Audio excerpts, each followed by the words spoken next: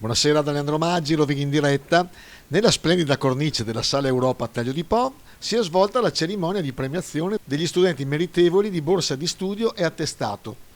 La manifestazione, organizzata dalla locale amministrazione comunale, ha visto la partecipazione, oltre al sindaco Laila Marangoni, nel doppio ruolo di padrona di casa e presentatrice della serata, dell'assessore Alessandro Marangoni, del dirigente scolastico Massimiliano Beltrame, del professor Mario Marafante e del rappresentante del gruppo Prix, sponsor della serata.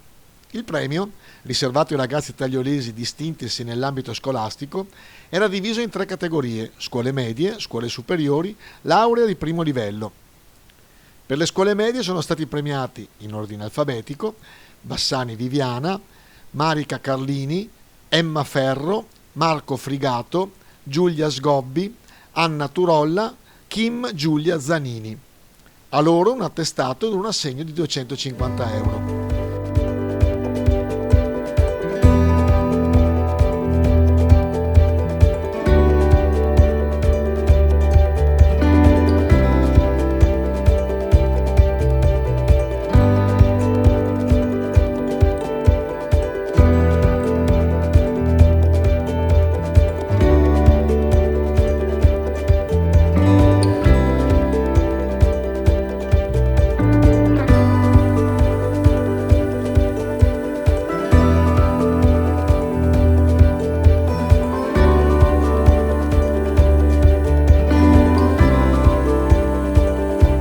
Per le scuole superiori, Agnese Travaglia, attestato e assegno di 400 euro.